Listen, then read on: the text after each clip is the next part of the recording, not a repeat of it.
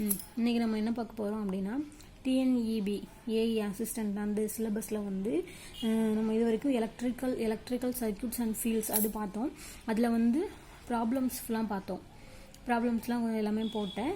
அதுக்கப்புறம் இதில் என்ன பார்க்க போகிறோம்னா தியரி பார்க்க போகிறோம். இதை மாதிரியும் நமக்கு வந்து எக்ஸாமில் வந்து கொஷின் கேட்கறதுக்கு வாய்ப்பு இருக்குது.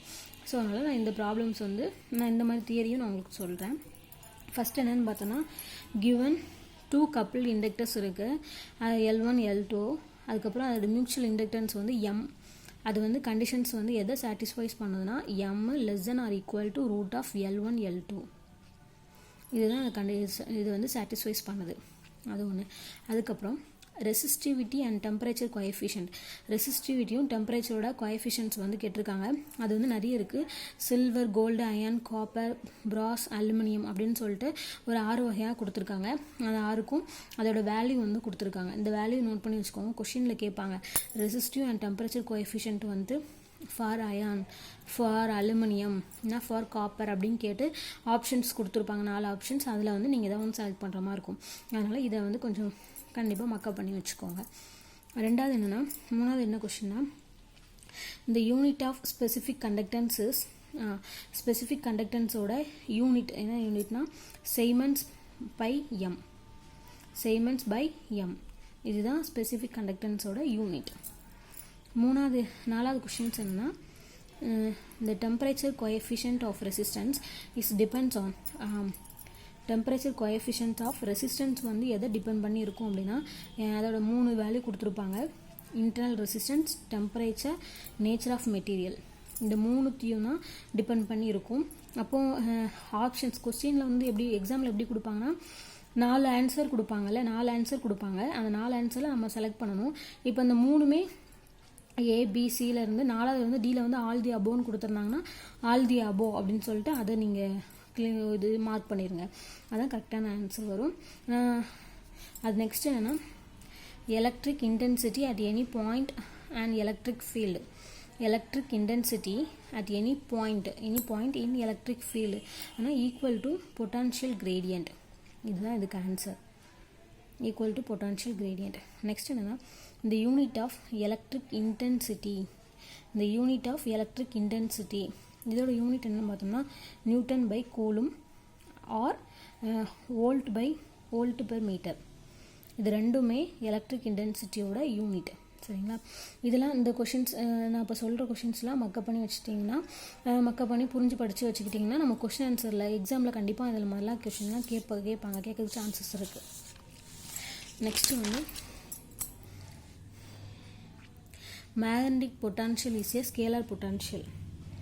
மேக்னெட்டிக் பொட்டான்ஷியல் வந்து என்னென்னா அது என்ன சொல்லுவாங்கன்னா ஸ்கேலார் பொட்டான்ஷியல் அப்படின்னு சொல்லுவாங்க.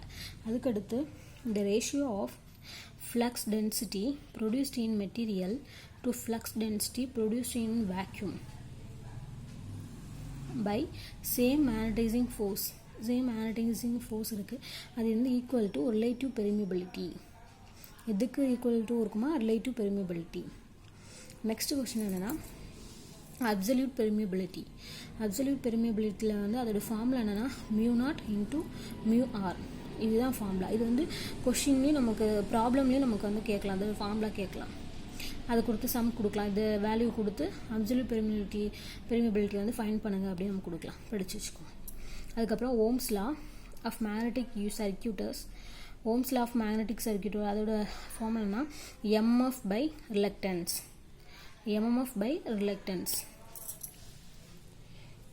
நெக்ஸ்ட்டு இந்த ரெசிபோக்கல் ஆஃப் ரிலக்டன்ஸுக்கு வந்து ரெசிபோக்கல் எடுத்தோம்னா அது வந்து என்னென்னா பெர்மியன்ஸ். அதுதான் ரெசிபோக்கல் ஆஃப் ரிலக்டன்ஸ் என்னென்னா பெர்மியன்ஸ் அப்படின்னு சொல்லுவாங்க. அதுக்கப்புறம் மேக்னெட்டிக் ஃப்ளக்ஸோட யூனிட் என்னென்னா வெபர். அதுக்கடுத்து ஒரு கொஷின் இருக்குது. இங்கே பாருங்கள், நான் 3 ஈக்குவேஷன்ஸ் கொடுத்துருக்கேன். அது மாதிரி இங்கேயும் 3 லா இருக்குது.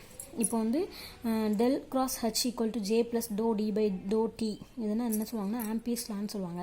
அதுக்கப்புறம் del cross E = -∂B / ∂T இது வந்து என்ன ஃபாரடேஸ் லா அப்படின்னு சொல்லுவாங்க. அதுக்கப்புறம் del dot D = இந்த P அதுனா காஸ் லா அப்படின்னு சொல்லுவாங்க. இப்போ வந்து எக்ஸாமில் எப்படி இதை கேட்பாங்க அப்படின்னா ஒன்று இந்த ஈக்குவேஷன்ஸ் கொடுத்து இது எந்த லா அப்படின்னு சொல்லி கேட்பாங்க. அப்படிலாம் கேட்பாங்க. அப்படி இல்லைன்னா இந்த ஆம்பியர்ஸ் லா கொடுத்து இந்த ஈக்குவேஷன்ஸ் வந்து எழுத சொல்லுவாங்க. அதனால் இது மூணுத்தையுமே நல்லா மனப்பாடம் பண்ணி வச்சுக்கோங்க. ரெண்டாவது என்னென்னா A cross B are conservative. A vector and B vector வந்து கன்சர்வேட்டிவ். அப்போனா அது என்ன சொல்லுவாங்கன்னா A vector plus B vector வந்து சொலினாய்டல். இங்கே வந்து கன்சர்வேட்டிவ்னா A vector plus B vector வந்து என்ன சொல்லுவாங்கன்னா சொலினாய்டல் அப்படின்னு சொல்லிட்டு சொல்லுவாங்க. அது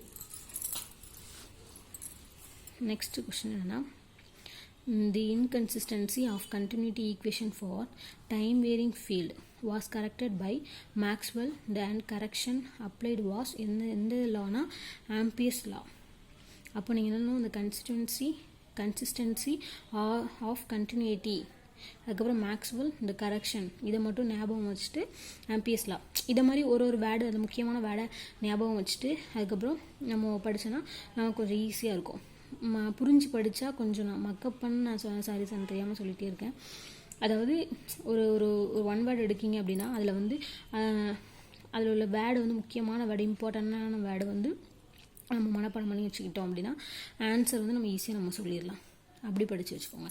அதுக்கப்புறம் magnitude of dipole moment of charge S/m is QD. Magnitude of dipole moment of charge வந்து அது என்ன சொல்லுவாங்கன்னா QD. இங்கே சார்ஜ்னு வருது, ஏற்கனவே Q வந்து சார்ஜ்னு சொல்லுவாங்க, அதனால QD அப்படி நம்ம ஞாபகம் வச்சுக்கலாம். அதுக்கப்புறம் இந்த charge induced on surface of the sphere. Charge வந்து இன்டியூஸ்ட் ஆகுது சர்ஃபேஸ் ஆஃப் த ஸ்பியரில். அப்போ இது என்ன சொல்லுவாங்கன்னா PR/d². Surface of the ஸ்பியர்னா PR/d² அப்படி நம்ம ஞாபகம் வச்சுக்கலாம். அதுக்கப்புறம் depth of penetration of wave in lossy electric increases with increasing the wave length. Depth of penetration of wave இருக்குது இன் லாசி டயஎலக்ட்ரிக்கில், அது இன்க்ரீஸ் ஆகும்போது வித் இன்க்ரீசிங் வேவ் லென்த்தும் இன்க்ரீஸ் ஆகுது அப்படி நம்ம வச்சுக்கலாம். Depth of penetration increasing with increasing wave length அப்படி நம்ம வச்சுக்கலாம். அதுக்கப்புறம் n vector is polarization vector and k vector வந்து is direction of propagation of plane electromagnetic wave. அப்போ தென் இது என்ன சொல்லுவாங்கன்னா n vector dot k vector equal to 0. Polarization வந்திருக்கிறதுனால டாட் அப்படின்னு நம்ம ஞாபகம். இல்லை டைரக்ஷன் ஆஃப் ப்ரொபகேஷன் பிளேன் வந்திருக்கிறதுனால n vector dot k vector equal to 0 அப்படின்னு நம்ம வச்சுக்கலாம். இந்த velocity of electromagnetic wave in free space independent of frequency. இந்த velocity of electromagnetic wave in free spaceல வந்து இது என்ன சொல்லுவாங்கன்னா independent of frequency அப்படின்னு சொல்லுவாங்க. Thank you all. இதில் வந்து உங்களுக்கு எதுவும் டவுட் வந்து இருந்ததுன்னா கமெண்ட்டில் சொல்லுங்கள், புரியலனாலும் நீங்கள் சொல்லுங்கள். தேங்க்யூ.